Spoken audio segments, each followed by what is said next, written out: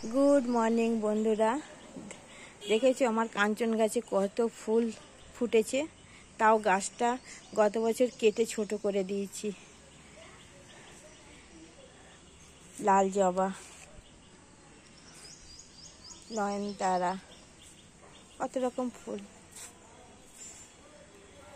আর bell গাছে তো অজস্র বেল ফুল এসছে। বেল গাছ মানে এটা খাবার বেলের গাছ।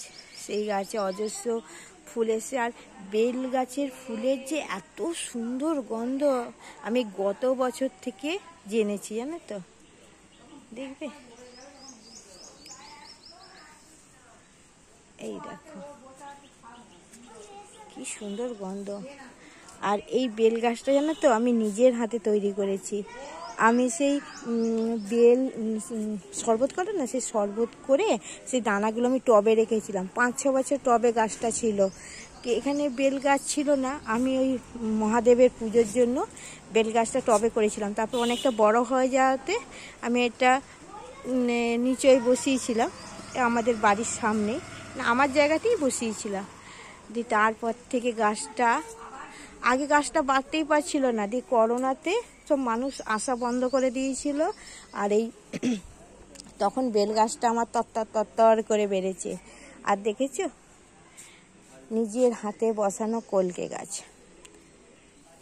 আমি এই দেখো এখানেও একটা টবে একটা বেল গাছ করেছি। যদি ওই বেল গাছটা কোনোদিন কাটতে লাগে বলে আমি একটা টবে অলরেডি করে রেখে দিয়েছি বসাবার জন্য।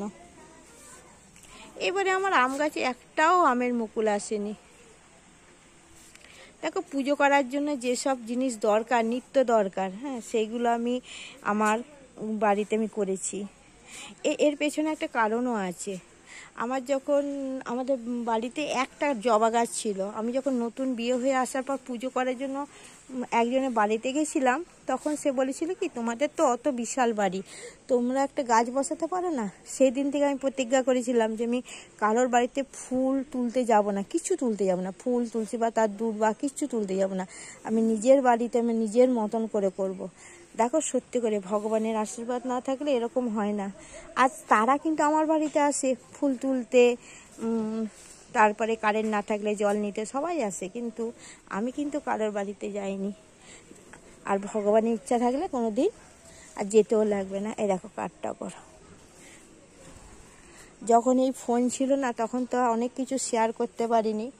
আর অনেক জিনিস নষ্ট হয়ে গেছে, ঘর বাড়ি করা, ওই বালি সিমেন্টে আমার অনেক গাছ নষ্ট হয়ে গেছে। এখন যেটুকু আছে মোটামুটি আমার প্রত্যেক দিনের কাজ হয়ে যায়। দেখেছো, আমি যেগুলো ভালোবাসি সেইগুলোই করেছি। দেখো ক্যারি গাছটা কত সুন্দর, অনেক কেটে কেটে কেটে কেটে এইটা দেখছি হয়ে কি সুন্দর হয়েছে, ঝাপড়ি পাড়া হয়ে গেছে।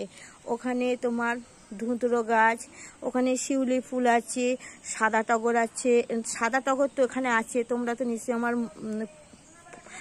ফটোতে পোস্ট করি দেখতে পাও বা পুজোর সময় দেখতে পাও। সাদা জবা আছে, হলুদ জবা আছে, এখানে লাল একটা পঞ্চমুখী জবা আছে নিচতে, আর উপরে ঝুমকো জবা আছে। আর এইটা হচ্ছে আমার প্রিয় গাছ। কি সুন্দর না, এই দেখো।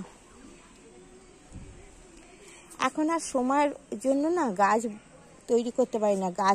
গাছ তৈরি করা মানে একটা সন্তান মানুষ